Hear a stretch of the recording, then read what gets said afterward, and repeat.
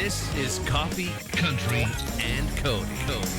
Just because we wanted to celebrate the 4th with you, we are here live in the Simply Superior Acuff House studio on the Grand Ole Opry Plaza in Nashville, Tennessee.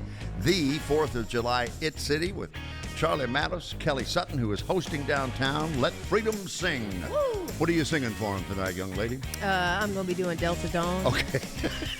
Lexi what Carter. I'm talking about. Yeah. Lexi Carter's our studio director this morning, and up in master control, Jeff Roberts is there. So welcome to it. Happy 4th of July. Well, that was the one thing that Ralph Emery tried to get me to sing my second day here in Sing Delta Dawn. Music City. We are live. And I came from a news background where everything was scripted and you just followed the teleprompter and you did exactly what you needed to do and stayed on time. Saying Ralph didn't do that? Oh, my God. First day on the air, first segment, we were 11 minutes heavy, and the producer is in my ear screaming, "Ralph, please make him rap. Please tell him to stop talking." And I'm like, he's Ralph Emery. I'm not telling him to do anything. But he looked at me and he said, "Why don't you sing Little Delta Dawn?" And my eyes got this big. And I said, "Ralph, they don't pay me to sing. They pay me to talk and listen to you." I had him in the old hotel studio one morning with Merle Haggard. And we were chatting, and the conversation kind of went heavy to Merle on whatever we were doing at the moment.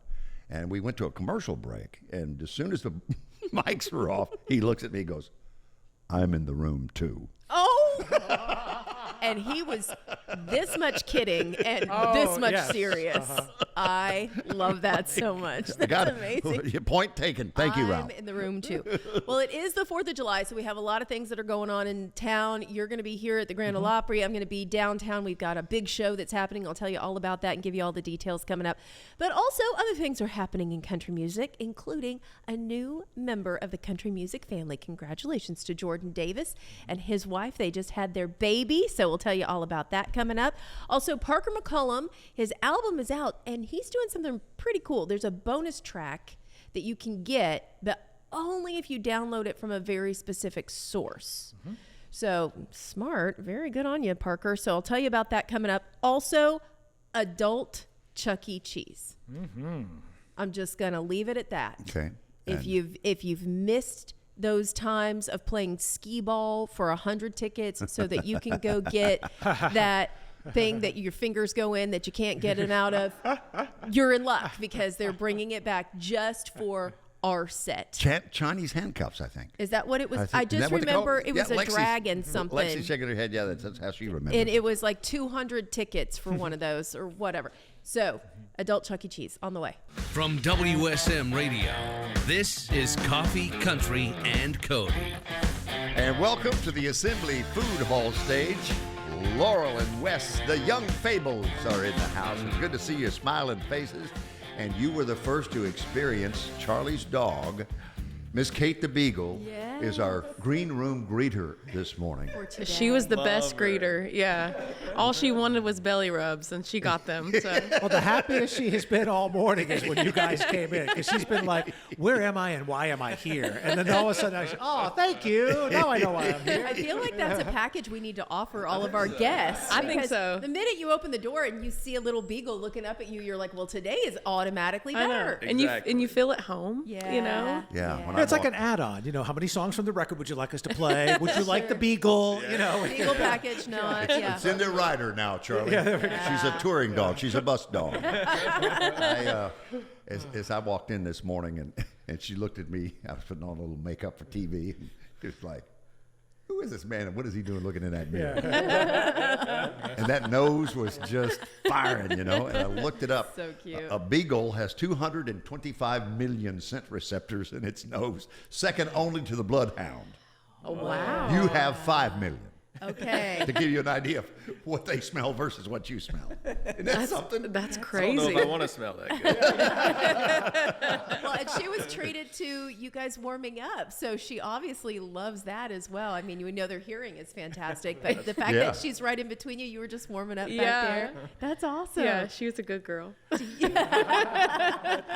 what's happened in life since you were last on Coffee, Country, and Cody? Well, it's been a minute since we've been here. Yeah.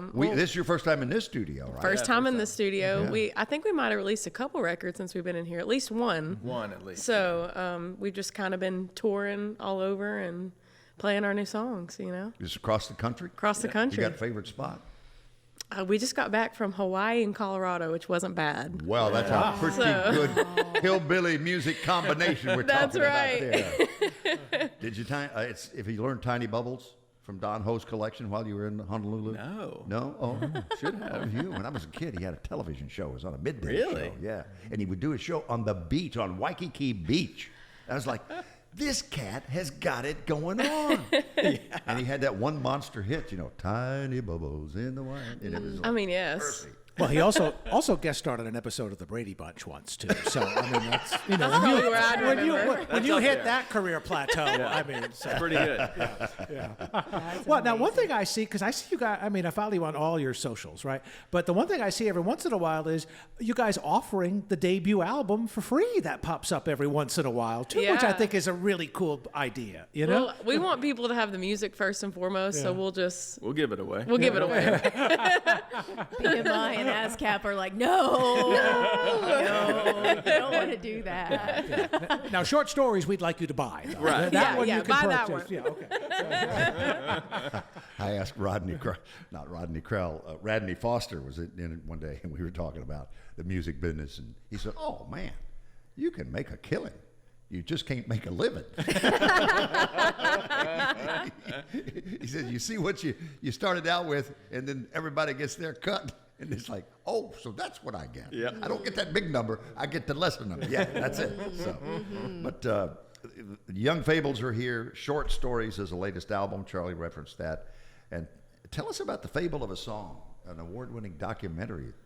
Well, it just kind of started as a YouTube video. We were just going to make a short YouTube video of our version of the songwriting process. We get asked a lot how we write songs, and kind of turned into a full-length film after we kind of documented our songwriting process. We ended up writing a song about my dad, and things followed that song, like events in my life, personal events. So we kind of just kept filming through the whole process, and Amazon Prime picked it up for us, and yeah, we're really proud of it. Yeah. So it kind of touches on songwriting, grief, depression, anxiety, just all kinds of life stuff. So share the story of your dad's passing, unexpected passing. Yeah, and how so it affected you and your family. Well, when we wrote Daddy's Girl, my dad was still alive, and my sister was still alive. And a few months after we wrote that song, my sister passed away. She was 19. She died in a car accident, and then my dad passed away about 8 months later. So that was in 2018. So it was a very hard time for us. But not only did our lives change, the song changed. Not only was the song about me and my dad, it was about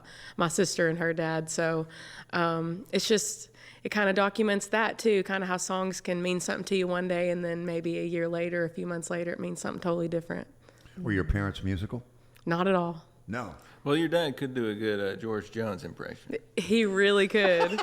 I was going to try to do it just now. It's like, I can't do it. Yeah. So what are some of the stories that you're hearing now that you've shared that with the world? Because it's one thing, it means something special to you when you write it. Like you said, it can take on a whole different meaning later. But then to have other people come up and say, this is what it meant to me. Yeah. That's a whole nother level. It is. And we did this thing called the Screenplay Tour, where we went and played a few songs and then played our documentary in some performing arts theaters around the country. And it is very interesting to kind of like open up and share my story, and then have other people come up, and they have we all have very similar stories at the end of the day, so it makes me feel less alone, and hopefully makes, other people feel less alone too. So. And for people who don't know your backgrounds, where are you from originally? From Maryville, Tennessee, East Tennessee. It's on your tongue, isn't it? It is. Can't shake it. Can't shake it. How about you, Wes? Same. Yeah. East Tennessee all the way. So did you guys know each other growing up, or We didn't. met later in life? How? We're 10 years apart, so I know it's hard to believe I look so young. But She's 10 years older than me.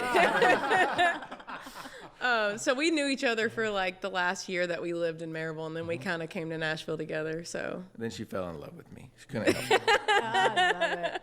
So it took her a minute. It took her. I grow on people.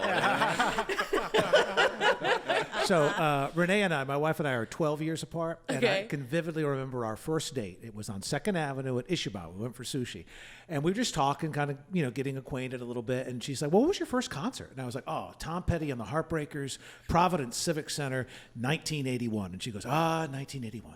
I was 5. And I'm like, well, we're not having this conversation again. All right.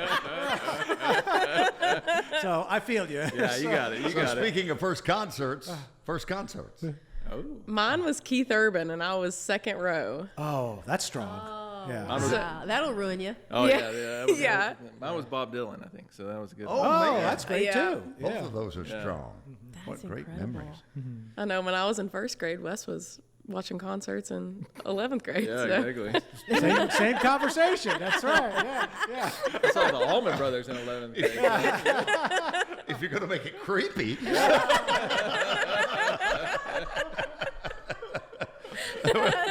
Hey, tell us about October, which on the 4th of July seems like a long way off, but right there in your back door in Maryville, you're going to be at Dollywood? We're going to be at Dollywood. I think it's the 6th through the 10th, and we try to go to Dollywood about once a year and play. I remember And this is, again, October. We're talking.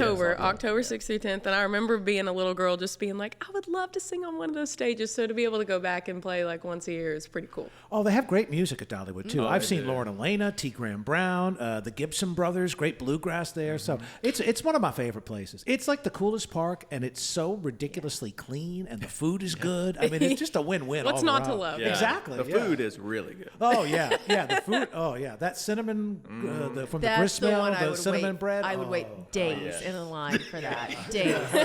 They know it. And now we learned the hack because our friend Ellen came in, Ellen Liston, and she said, you can have that delivered if you're staying at one of the properties. They'll bring it to you. That's I was like, what? She said, room service. You can get the bread through room service. So What there's are a we hack for doing? everybody that's going to Dollywood. That's Yes. amazing. I That's know. what we're doing next time. Yeah. That's So, amazing. what's your favorite Nashville food hang? You guys got to go to? Oh, I don't know. Well, we live downtown, so we do go to Assembly Food Hall a lot. Yeah. We do. Charlie loves that. I love it. Yeah. Here's my thing, though. Before anything, either working or attending an event at the Ryman, Assembly is my place. Yep. And no matter, every time I walk through, I scope out all the great places, and every single time I go for the sushi. Every single time I go for You got to make a lap. Yeah, though. unless Renee is with me, and then we go upstairs and do 60 Vines. Ooh, I love, The I 60 love Vines that is, place. it's the most amazing. Like, you Yeah. can reach out and touch the Ryman from there. Yeah. That's It's great, so cool. It So, is. Yeah. And great food. Yeah. Oh, big time. Yeah. Somewhere Blake Shelton is watching or listening going, Charlie, I have a place on Lower Broadway, too. Yes, you do. It's called over at, and we have that white cheese. Yes, you do. Yes. Got trash can nachos. The trash can nachos are real good. They are. Yeah, Well, we good mentioned Short Stories is the most recent album. We're going to feature These Days, right? So set that one up for us. What's the inspiration behind that one? Well, this actually was kind of just a sweet song we wanted to write for my dad when he passed away, but it's really just about missing somebody. But for me, this song is about, waking up every day and looking and acting more like my dad more and more. So that's kind of where it stemmed from. Yeah. Do you favor him? I do. Yeah. I do. The eyebrows for sure. Coffee, Country, and Cody on WSM. And we continue on the Assembly Food Hall stage with Laurel and Wes. They are the Young Fables, and that is such a memorable name. How did you settle on it? Well, so when we were trying to come up with a name, we were sitting with our friend Patrick, and he was talking about how we've written a lot of songs with Laurel's grandparents. And he was like, you're taking these old stories and you're making them new. It's like he said it, it's like you're creating Young Fables. And that's how we got it. It's so Immediately memorable. Google search to make sure nobody else had taken it. Yeah, right? You're like, oh, does it even have that? Did someone take the domain name? Yeah, youngfables.com. And Laurel, you've talked openly, and I know a lot of people will benefit from the fact that you've shared this openly on social media and you've talked about it, but depression and bipolar disorder and anxiety and things Yeah. that you have dealt with, and trying to be helpful in sharing your story openly. Yeah, I think there's such a stigma around it. And Oh, there absolutely. is such a stigma around Yeah. it. And I don't mind talking about it. I actually enjoy it. And I feel like I want to use my platform for something a little bit bigger than what we're doing. And I think that's really important. When did you realize you were having issues? As a youngster, or did it come on later? I think I've had issues forever looking back on it, but I think once my sister passed away, I had no choice but to deal with it. So that's when I started, like, I always say that I used to get on stage and sing and hope that someone would think I had a pretty voice, but now I hope that they get something more out of it. So. Yeah, the weird thing is you just feel like you're the only one. And I remember when we lost Robin Williams, I saw a post that I think of it almost every day, because they said every single day, every single person you see is dealing with something that you have no idea that they're dealing with. And I think everybody is going through something, you know? Yeah. So just be kind. Yeah, you know? totally. Yeah. And it kind of breaks down those barriers too, you know? It gets rid of the small talk, and then you get to talk about something that actually means something, you know? The elephant in the room, Yeah, right? We'd love for you guys to play and sing live for us this morning. Well, I was at therapy one day, and he asked me how I was doing, and I told him I think I had just gotten good at hurting, so that's kind of where this song came from. Oh, wow. Laurel, that voice is as sharp as polished steel. I mean, you. it just fills up the room. And you're not too bad either, Wes. The Young Fables on Coffee, Country, and Cody. Quickly, your BMG publishing deal. You're excited about that, huh? So excited about that. It's been so fun. They're all listening today. Oh, so, great. Yeah. Great. Yeah, we're so happy to be there. Well Well, done. the latest album, Short Stories, wherever you get your music, it'll be there. The Fable of a Song is the award-winning documentary on Prime Video in October in Pigeon Forge at Dollywood, the Harvest Fest celebration. And I looked through my email list. You've been with us many times, but it's almost a decade since the very first time. It was Oh my gosh, that gives me chills. It was the fall of 2016. Wow. So yeah, so let's do this again next year and make it a decade for sure. Okay. Okay. All right. How did y'all get to be so old, so young? I don't know. That's Parker McCullum. You were just hanging out with him the other day there. I was. What kind of man? Well, the kind of man that does a podcast. He did a good one, too. We were live at CMA Fest talking all about this new album that's out. Very different. Some of the songs are very different from what you would normally expect from Parker, but he says this is his favorite album he's ever done. Different in So- which way? Like, what are the subjects Well, that could I possibly be mean, discussed? there's murder, Okay. illegal drugs, Okay. and there are some of the oldest profession that is. Oh, Soiled Doves of Negotiable Affection. Yeah. So we did a bluegrass album, is what you're telling me. basically. I think Yeah. that was obvious from murder being the first thing she said, right? But let me tell you, it is a new album from Parker, and he really loves it. There's a song, in fact, that he didn't include on the album, but everybody was furious that it wasn't included on the album. Really? They were mad, and they were like, hold on now. You have got to include the fan favorite, Big Old Fancy House. So he said, I was absolutely eviscerated on the internet. Here's what we're going to do. If you want to, go to my website, parkermccullum.com, and if you will download the record from Parker's official site, you will get that as a bonus track, a very special acoustic version of Big Old Fancy House. So you can go there. And this, again, is a self-titled album. I think it's his fourth album, but it's the first time he's ever done self-titled. So just look for Parker McCullum. There you go. And you can listen to it, and then you can give your opinion on it. I think it's great. I really do like it.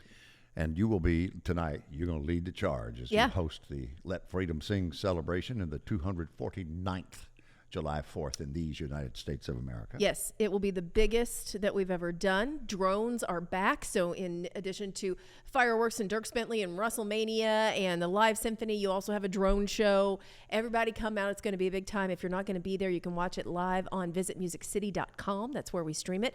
Also locally, it'll be on News Channel 5. And then if you're watching CNN, they're going to do cut-ins throughout the night. So get ready for that. And we want to say good morning and congratulations, Jordan Davis and his wife, new baby. She's here. The country singer and his wife, Kristen, now have a flock of 4. Look at that. Wow. Look at Great. all those babies up in the middle of that bed. That's a with bunch that of mama. Davises is what that is. 6 piled onto the bed. Her name is Sadie, and she is cute as a button. Sadie Davis got here yesterday. Her mama is doing great, and all the kids are obsessed with their new baby sister. And then I've got one piece of video because I promised you earlier. Adult Chuck E. Cheese. Come on now. I'm ready. We grew up with it. Was it creepy then? Yes. Is it creepier now? Maybe. It's called Chuck's Arcade. So Chuck's Arcade, family entertainment. It's the same people who did Chuck E. Cheese, but this is a natural evolution, they say. They're going to have some of our favorite old arcade games. So think Pac-Man and Miss Pac-Man, Donkey Kong. They're all going to be there. You're going to be able to win prizes just like you did in the past. Of course, the prizes are still going to be crap, but you're going to have a good time.